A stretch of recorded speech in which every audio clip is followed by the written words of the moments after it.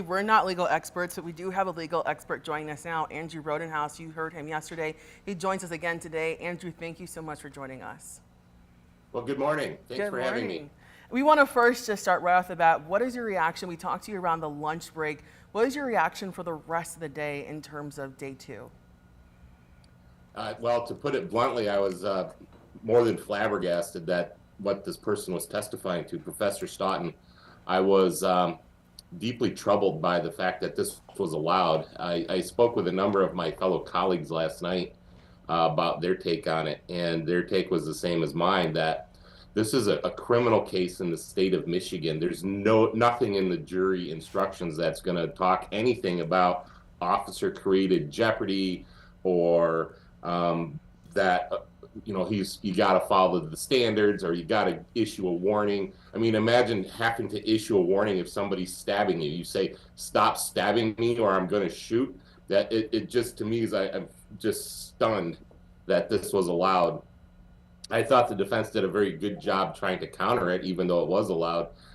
I presume they've got experts that are going to testify that just how ridiculous that requirement is, because it would be more appropriate in a civil case when it's about money damages, but not in a criminal case when it's about whether or not Officer Schurr acted with justification or not. And that brings me to why. So there's a specific rule of evidence that applies to this, and the rule says that experts are not allowed to testify to the ultimate issue. The ultimate issue being, is this with or without with justification? And what was allowed to happen was that the expert was allowed to testify that in his expert opinion, because he didn't think that Officer Schurr followed through the police requirements or the police standards, that was what made it without justification, and it was narrowed to that. But that's, again, that's confusing for a jury. That's two different things. And so I was just kind of stunned by it. This whole thing is like, if a taser isn't deadly, then why are these guys fighting so hard over it? Why are they so hard to control it? That doesn't even make sense. I mean, the Childs testified. He's the guy. He's literally the guy from Axon, and he testified that specific taser, like how deadly it still was. And we've got this guy who's never inspected the taser coming in and saying, "Well, tasers aren't deadly." So, well, then why is it still a felony in Michigan to possess one? So I was kind of stunned by the whole thing. That's my my gut reaction. And I have to ask, you said something about the law in regards to this case, but the jurors don't know that. The jurors don't know the difference of use of force law in Michigan compared to someone else. So does it hurt or help to have someone like this come on the stand and the jurors having to make their decision? Well, I think it's helpful to have an expert in use of force, but I think that their testimony needs to be narrow to what they're qualified to testify about. And so in this particular case, because it's simply a question of whether or not somebody is justified, to have them come in and testify to all the police stuff, the officer created jeopardy, I think is what they said it was, or what he said it was. There's no law in Michigan about that. This is a straight up question of whether or not an individual is justified or not justified, and it doesn't really matter whether or not you're a police officer or you're not a police officer, because there's no distinction in Michigan law about whether or not you're a police officer or not a police officer. The same standard applies.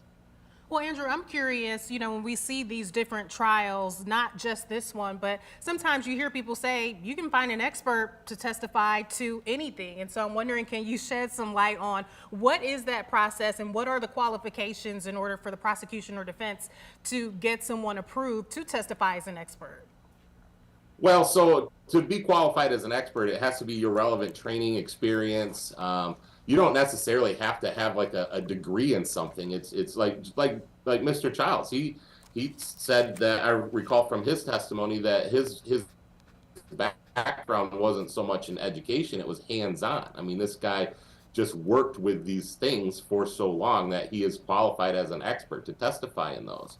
And so it's based on your training and experience. I mean, a high school physics teacher could testify to a lot of stuff in court as an expert, just like on accidents, like how fast a car's going. Like you can calculate something, and so you don't have to be necessarily hold yourself out as a quote unquote paid expert in order to be an expert. And generally speaking, you can find experts for a lot of different things, and it's the court that's supposed to be the gatekeeper. And that goes back to why the defense team was fighting so hard to have this expert come in and testify to some of his conclusions. And it's simply because from their perspective, it's not appropriate in this trial. And the judge allowed it. So that's the world we're living in.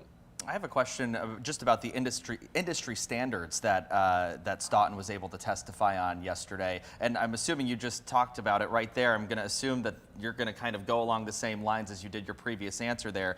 But when he was testifying about the GRPD policy requiring a directive or not a specific warning here, would that be your same opinion that he should never have been allowed to testify about the national practices versus the GRPD policy at the time?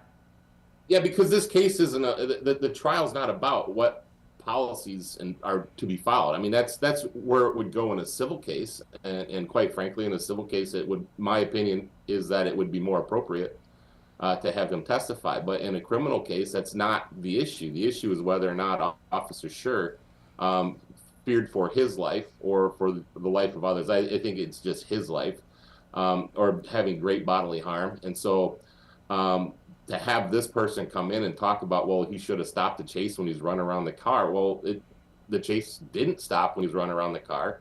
It seems to me that would be an officer discretion type issue. And the officer decided that he was going to keep going. He did issue commands. I mean, he issued a lot of commands. I think it was 27 commands to stop. One presumes that if you're fighting for a dangerous weapon like a taser is, and that's been made pretty clear that it's a dangerous weapon, that if you're fighting for that, I would presume if somebody's saying put it down or let go, that it's kind of implied that I'm going to have to take a next step. And whether or not you have to issue a warning, I think that just kind of confuses the jury, because the issue is whether or not you're justified. Would a lay person have to issue that same warning? Because the instructions are the same for police officers as lay people. Would I have to issue that warning? Stop stabbing me or I'm going to shoot? I mean, it's ridiculous. I think so many people have, this one major question on their minds, Andrew, and that's, will we hear from Christopher Schurr? Will he testify? So I'm just curious, from your opinion, a lot of times we hear that defense attorneys will discourage their clients from testifying. What's your opinion in this case? Do you think he should take the stand? I'm not going to speculate as to what their conversations are. I can tell you that in self-defense cases, particularly in light of what this professor testified to yesterday, I think it would be hard not to put him on the witness stand. I think he needs to. Whether or not he does is up to them. I don't know what their strategy is, but I think that he needs to. I think the jury needs to hear from him, like, what was going through your mind. Andrew, Nicholas Bloomfield, I know that he is testifying right now. We're watching a feed off camera that we can't show until a 30-minute delay, but we know he's testifying back on the witness stand right now. Again, they are asking him questions about that taser.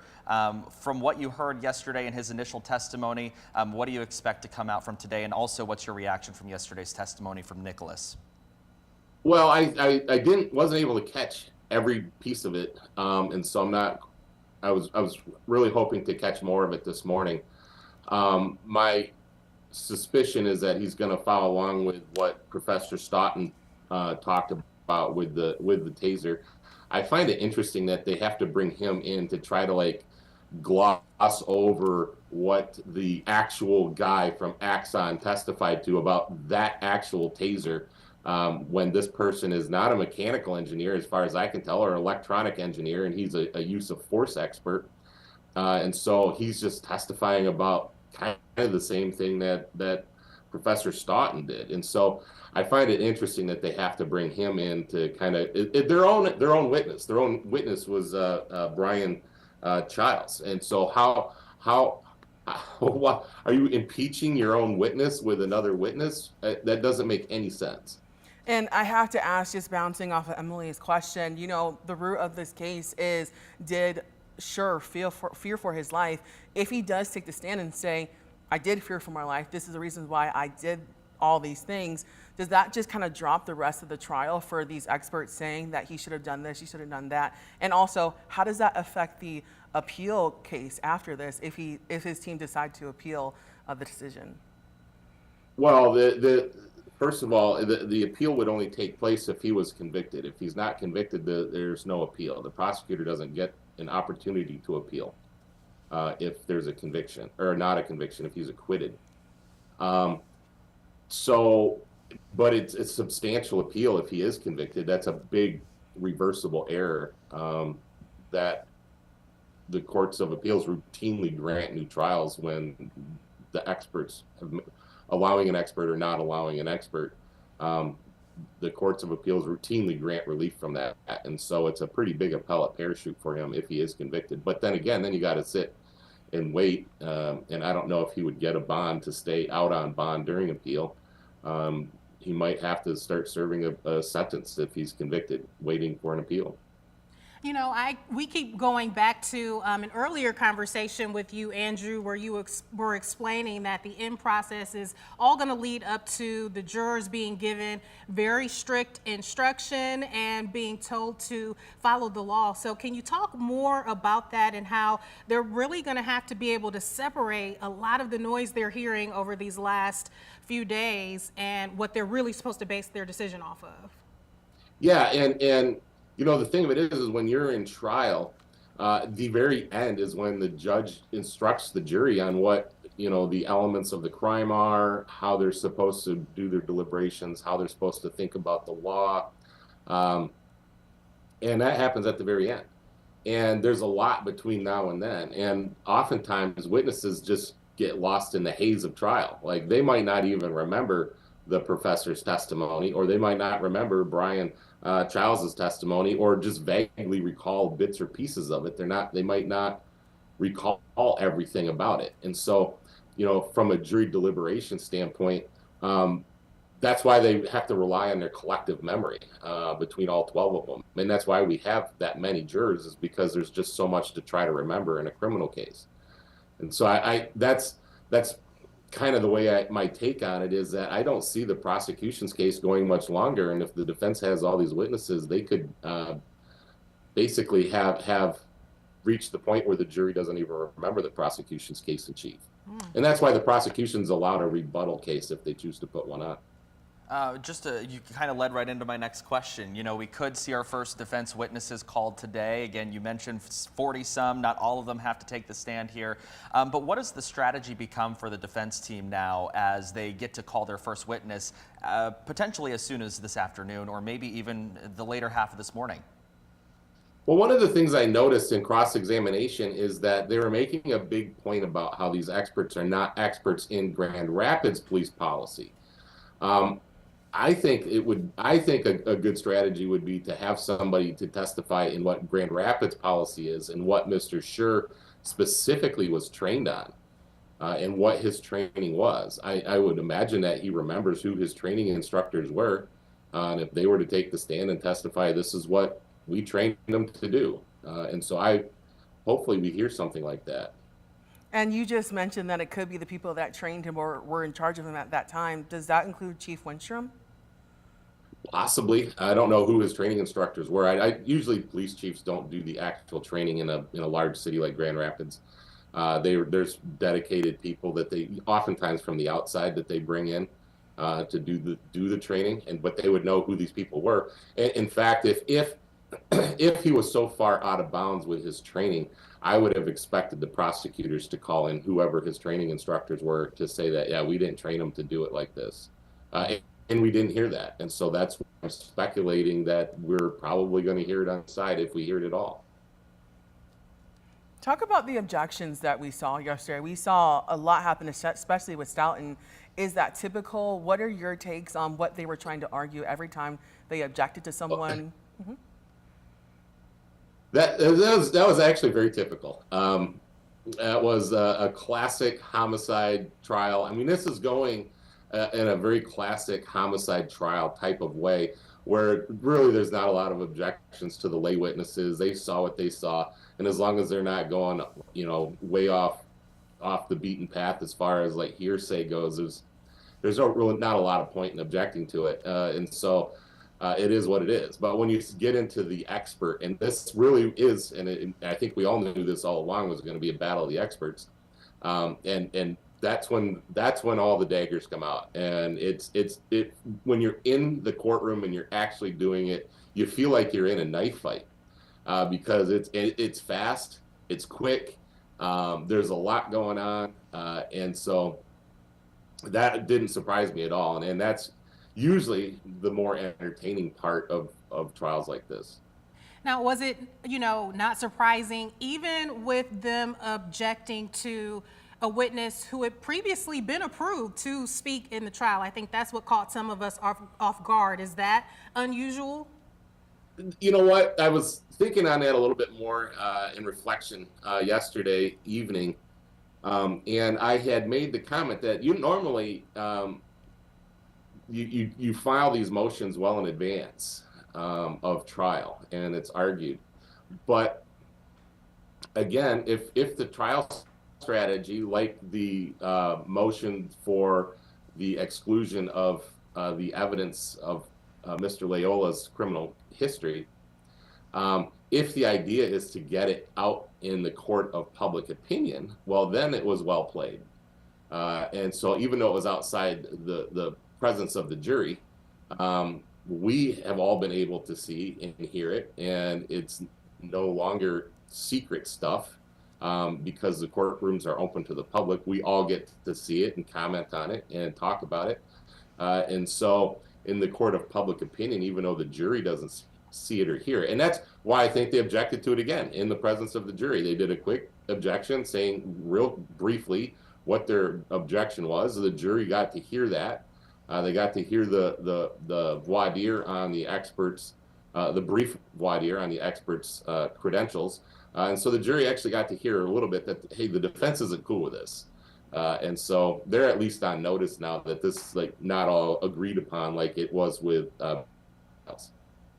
And one final question, like Tanner mentioned, we could see the prosecution rest their case today. What are your final thoughts? What do you think that they have sealed their case in this trial, or do they have a lot of work to do now that the defense can take their case? I don't know. Possibly. I think that it's possible. I think that if the defense doesn't put on their own at least one expert to counter the professor, I think it's possible that the jury could convict on this evidence. I would expect that at the close of the prosecution's case in chief, the defense will make what's known as a motion for directed verdict. I think it will probably be a substantial motion and may actually take up some time. Oftentimes, attorneys will make a motion for a directed verdict, and it's just a real quick, Your Honor, we moved to have the case dismissed. The people didn't put on a sufficient amount of evidence. And the judge, and it's you do it for appellate review purposes, and the courts allow it all the time because everyone knows it's for the purposes of appeal. But I think in this case they have a substantial issue, and the issue is that they didn't prove that, because the people have to prove beyond a reasonable doubt that it was not justified, and that was the issue all along from the time that they had the preliminary exam all the way up to the Michigan Supreme Court denying leave to hear the case. And so that has been the issue all along.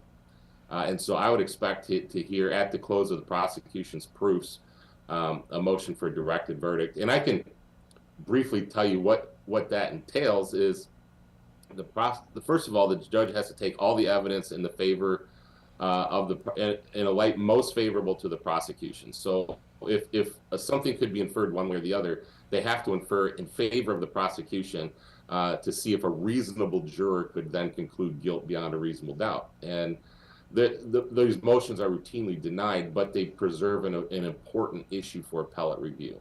I hope that makes sense. I know that we said one last question, but I just had to clarify because I think everyone's wondering. So when you say that this directive appeal, or I'm sorry if I'm missaying that, does that mean the case could end today? What does that mean? Because that's a bombshell for us. I doubt it, but it's possible. So if the judge says that, yeah, I agree, the prosecution did not present proof sufficient to prove in a light most favorable to the prosecution. So that's the important aspect of this, is that the judge has to take all of the information in a light most favorable to the prosecution. And so that's why it would likely be denied. But at the end of the day, it is a possibility. If the judge does grant the directed verdict, then the case is over. Wow. Very interesting. That is very interesting. So today is a big day for us then. Yeah, I wouldn't get anyone's hopes up that that's going to happen. I would just say that that is one of the possible outcomes. Okay. Well, thank you, Andrew. We appreciate you coming and giving us your knowledge on this case. Of course, we will continue to talk to you as the case goes on, if it continues after today. All right. Thanks again.